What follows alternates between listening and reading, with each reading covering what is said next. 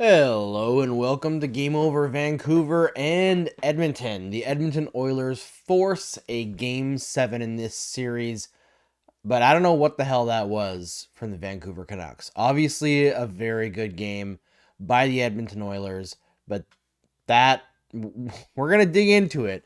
But first, let's tell you where you can find Game Over Edmonton next year. I'm all here on my own tonight, so I'm not going to bother running the pre-recorded ads. Sorry, not abs. Don't have those. Uh, you can head to the Game Over Network YouTube channel, open it from the bottom of this page in a new tab, scroll on down, click on Game Over Edmonton. That's where Game Over will be hosted next year when your regular hosts come back for the 2024-2025 season. It's going to be a lot of fun. We've got a lot of cool stuff in the plans that we're going to tell you about. It's going to be a little bit different, a little bit the same, but there's going to be a lot of content on that channel. So check out Game Over Edmonton there. And let's talk about Edmonton, but let's talk about Vancouver first, because I think Travis says the Oilers shut them down. I agree, they did. The Oilers played a great game, a great tactical game, but the Vancouver Canucks were not in it. Not all of them. Obviously, the Joshua line played great as per usual. They seem to always show up. I thought Quinn Hughes looked good, especially when he had the puck. But the big guns, a lot of the big guns for Vancouver, I noticed right away. I think it was Vancouver's first power play. JT Miller, and he's not the only one. I'm not trying to single him out, but he was the guy that I noticed over and over again. JT Miller, his execution, just not there. His effort level, non-existent.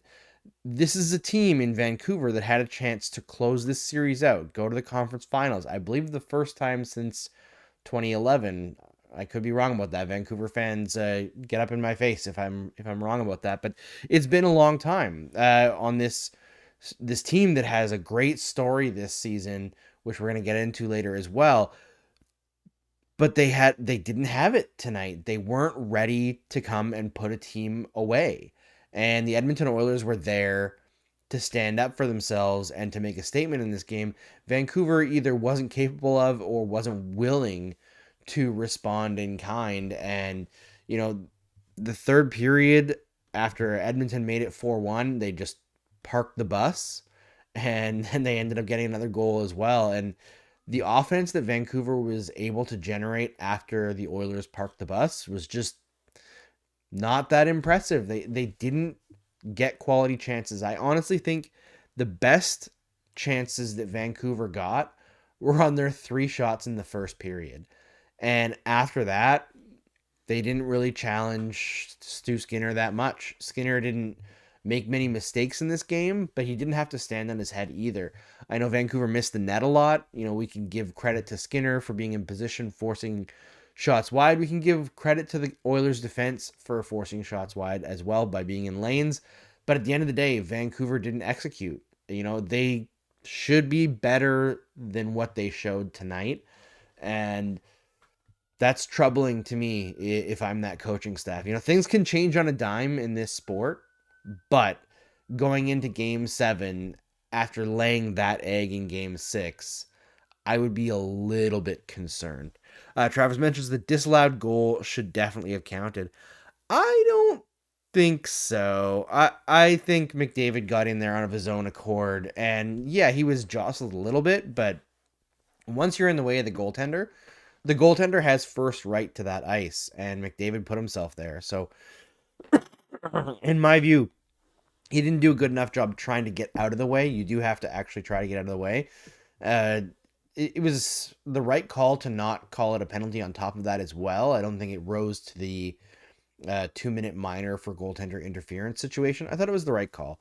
It was the right call. But speaking of Edmonton tonight, man, what a statement reply from Leon Draisaitl and Connor McDavid, who have been, less Draisaitl, but more McDavid cold recently. McDavid, 3 primary assists, had several amazing plays. Although I do think I struggle with giving him too much credit for the Zach Hyman assist. Because on the one hand, yeah, he made a great play. He found the lane, maybe even created the lane for Hyman. But he did put it in his skates. So Hyman had to dig it out, and then still score. So I would give a little bit more credit to Hyman there for being in the right position and for recovering that puck that was not necessarily sent into a perfect area by McDavid. But I'm sure he's not upset, because when you get passes from Connor McDavid every game, you probably aren't upset when one of them doesn't fire off perfectly, because most of them do. But yeah, Draisaitl in particular, I thought he was the guy who drew my eye all game long for the Oilers. As much as McDavid had the 3 primary assist night, I thought Draisaitl was the one who was creating the scoring chances off the bat.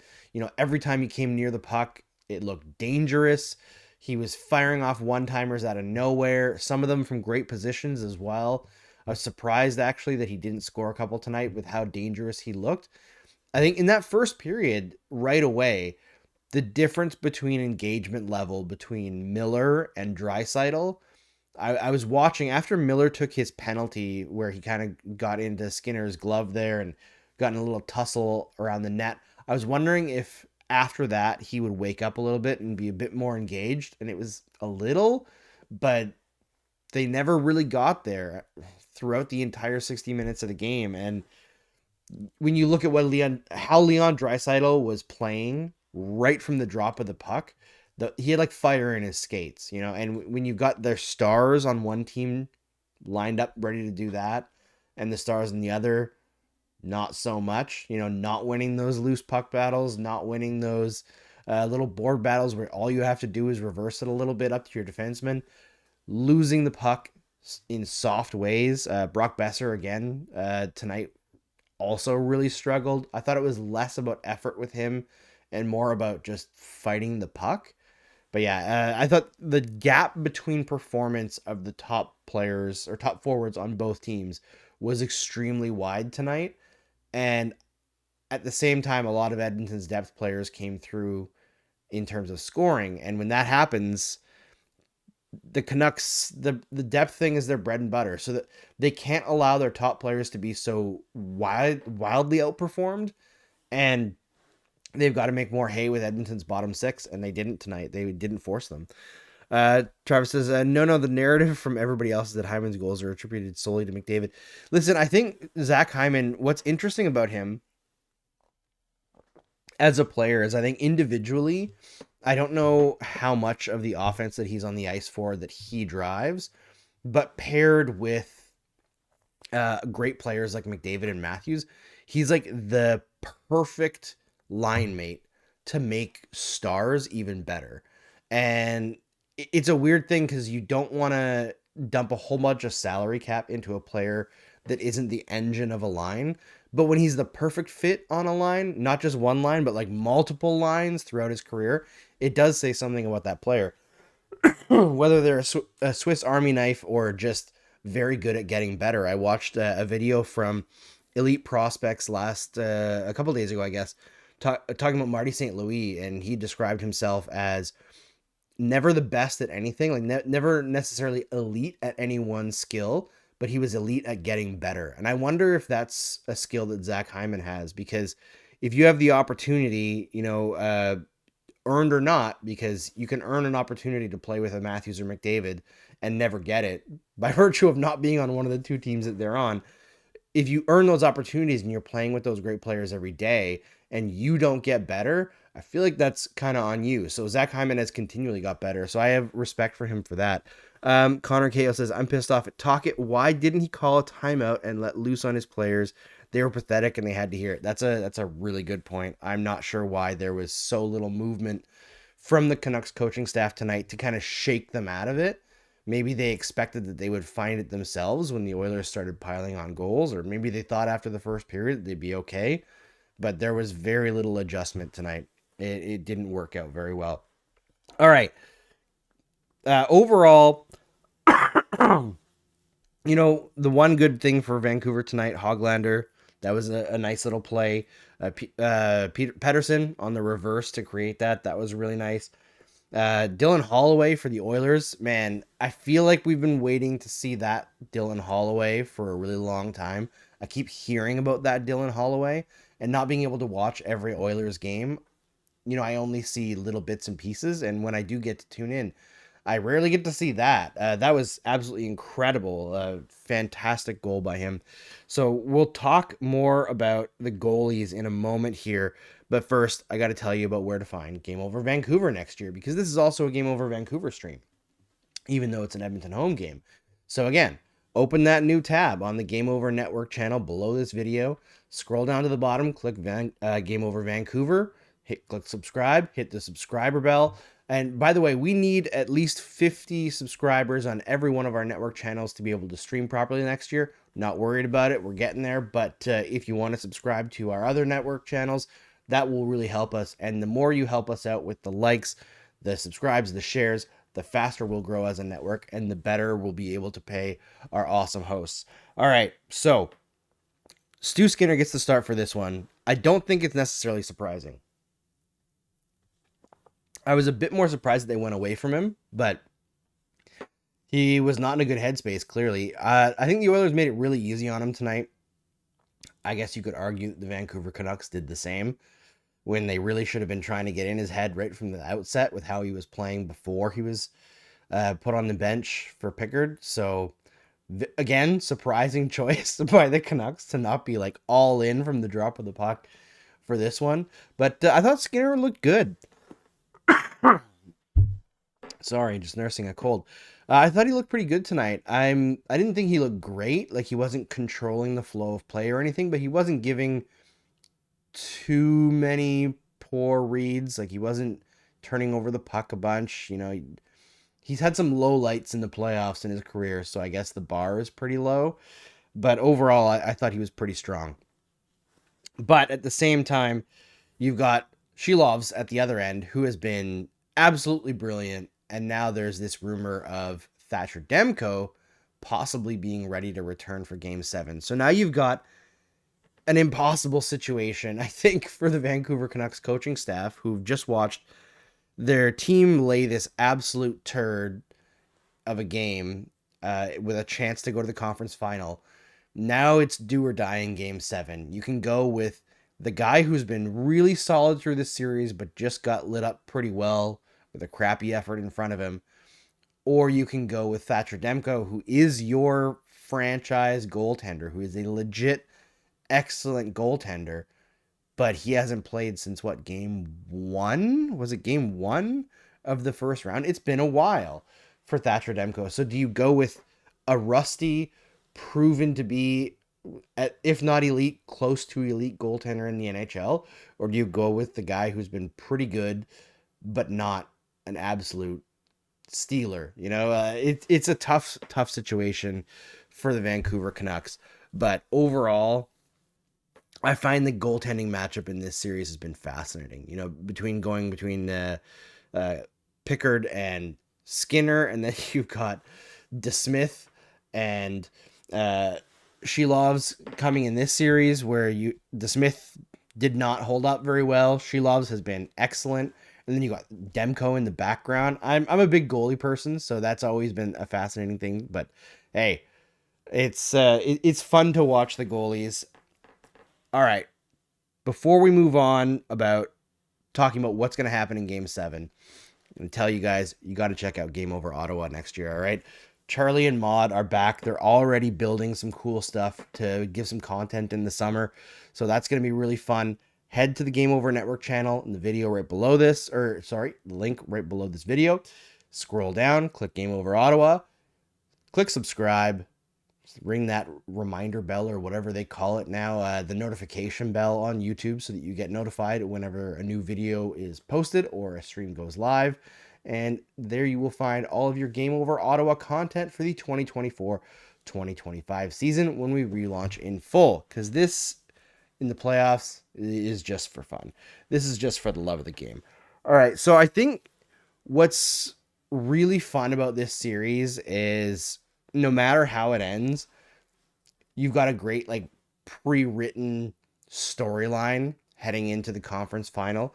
Because if Edmonton wins in Game 7, then maybe this is the moment that they needed as a team to make that step forward, right? Sometimes when you're going to win a Stanley Cup, when you're expected to win a Stanley Cup, you need to destroy the team of destiny, right? The team that overachieved all year long and they just won't go away. And no matter what happens, they lose their starting goaltender, uh, their top center that they just paid $1 bajillion is not really performing offensively in the playoffs.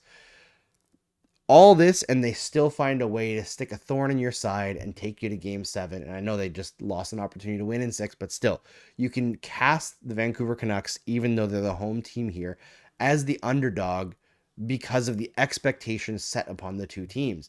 So you can, if Edmonton wins, you've got that in your back pocket to push as a storyline. Whereas the Vancouver Canucks, man, they might be the best story I've ever seen in terms of regular season success translating into something uh, in the span of one NHL season. I have never seen a team start a season, play terrible hockey where they're getting outplayed pretty much every night, but just Thatcher Demko saves everything, and everything that you touch goes in the net. And it's just this survival on vibes that the Vancouver Canucks had for the first little stretch of the season. And it was like that extreme luck that they had in trouncing. By the way, these Edmonton Oilers, I believe the first 2 games of the season, kind of gave them this fire and belief that they were a good team. And then they started to play better over the rest of the season. And I believe they ended up a positive team in terms of like most of the differentials that we measure performance on at even strength. Whereas at the beginning of the season, terrible. Last season, terrible. So I find that idea that a team could just vibe their way into playing good hockey by believing that they're good. It's like the power of friendship winning a Stanley Cup. So if you actually have a Vancouver Canucks conference finalist, you can have like this team of destiny narrative heading into the conference finals and hopefully the Stanley Cup final after that. So either way, you've got this pre-built amazing story, and there's been so many of those in these playoffs. It's why it's so fun to watch. But man, this series has been extremely exciting to watch. This game was incredible, and I know this is going to be a really short one, but hey, it's Saturday night. I'm on the East Coast, and I'm pretty tired. So we're going to close it out there. We normally do a press conference at the end, but we don't need to do it. I think we've talked about this game enough as a single person, talking to a few people watching. It was a really great game from an Edmonton perspective, an absolutely atrocious game from a Vancouver perspective.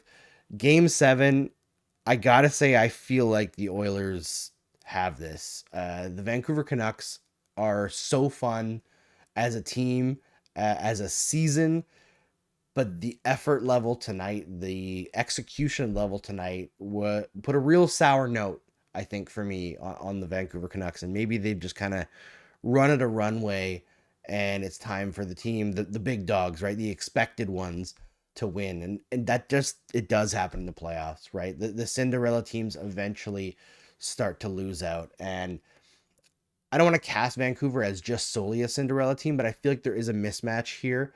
Even though it's like depth versus stars, I feel like there's a pretty big mismatch in terms of expectations for these two teams. If the Oilers do lose, they're in a situation where do they go from here? Whereas if the Canucks lose at this point, I think it's still a very successful season for that team. They would like to go further, obviously. Everybody would like to go further. But this is such a big season of progress for them that I think they could hang their hat on it. And I wonder if there's just a little bit more want on the Edmonton side, or maybe a little bit more need, and that's what's driving the results now. All right, for Game Over Vancouver and Game Over Edmonton, I'm Andrew Berkshire. We will see